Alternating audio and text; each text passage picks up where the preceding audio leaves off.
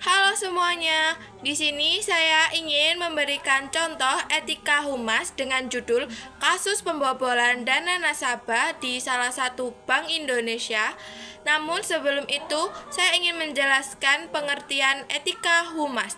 Terima kasih. Bye.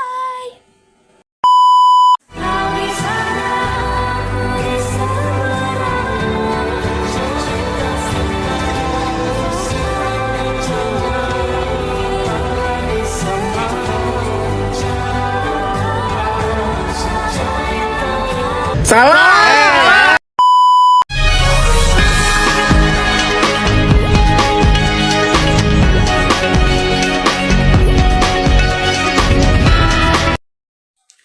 Hai, kembali lagi bersama Risma Anggraini. Di sini saya ingin menjelaskan secara singkat apa itu etika humas.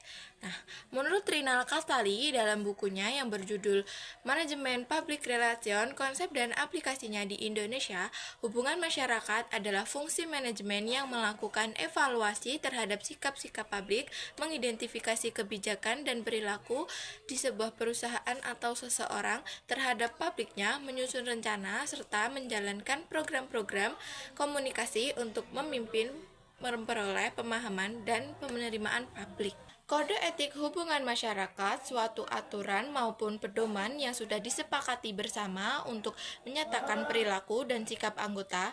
Profesi humas kode etik hubungan masyarakat ini berisikan beberapa aturan memiliki sifat yang mengikat. Tujuan dibuatnya kode etik tentu agar dapat mengatur perilaku anggota hubungan masyarakat.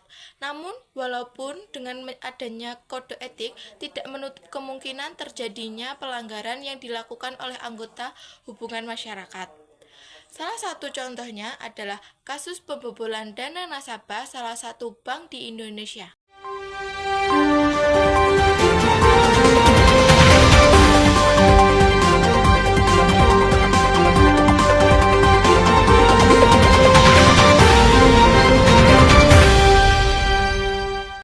Selamat siang pemirsa.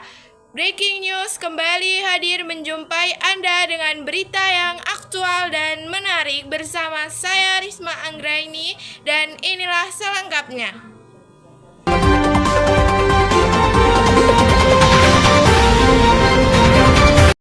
Kasus pembobolan dana nasabah pada salah satu bank di Indonesia di tahun 2011 banyak menyita perhatian masyarakat. Pelaku dari pembobolan ini merupakan mantan relationship manager bank yang memiliki gaya hidup yang mewah bersama dengan suaminya yang merupakan seorang artis. Dalam melakukan aksinya dibantu oleh adiknya, suami dari adiknya, beberapa bawahannya beserta pemimpin perusahaan yang didirikannya. Menurut salah satu karyawan yang bekerja di bank tersebut, pelaku ini merupakan karyawati senior yang sudah menangani nasabah kurang lebih 15 tahun. Pelaku merupakan karyawati yang piawai dalam mengelola hubungan dengan para nasabah sehingga ia mendapat kepercayaan khusus untuk menangani para nasabah yang memiliki deposito di atas 500 juta. Pelaku juga sangat pintar dalam melihat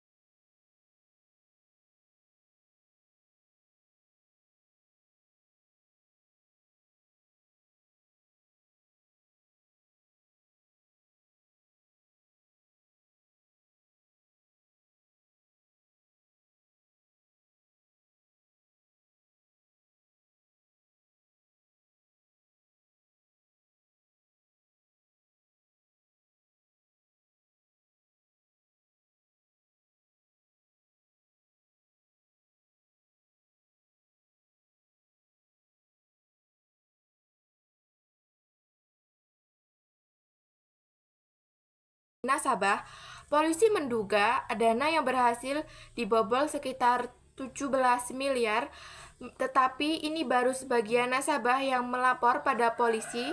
Keluarga dan rekannya yang terlibat pun ikut ditangkap karena telah membantu menyimpan dan melakukan pencucian uang.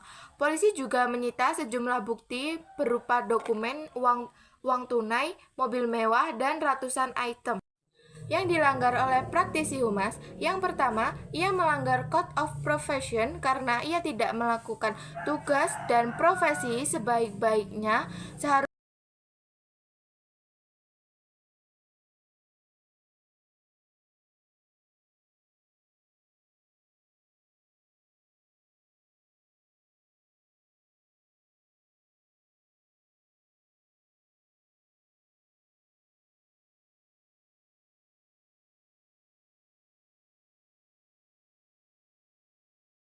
nasabah, polisi menduga dana yang berhasil dibobol sekitar 17 miliar, tetapi ini baru sebagian nasabah yang melapor pada polisi. Keluarga dan rekannya yang terlibat pun ikut ditangkap karena telah membantu menyimpan dan melakukan pencucian uang.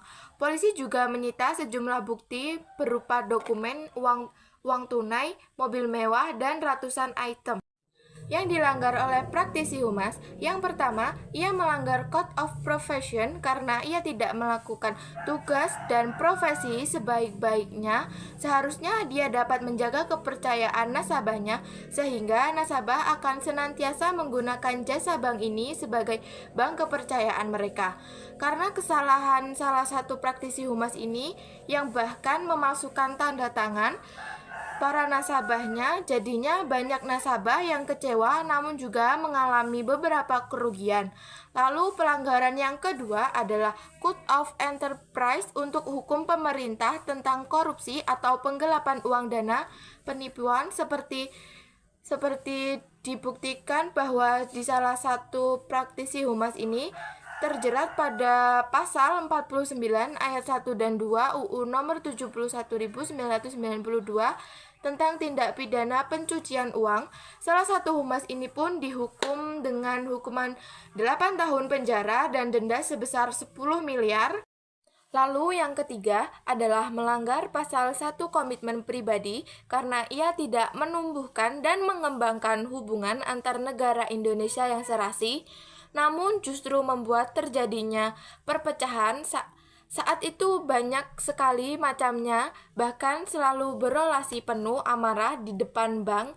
Satu bank ini serta tidak menerapkan moral karena tidak berani menggelapkan uang para nasabah yang dimana ini merupakan salah satu tindakan pelanggaran norma.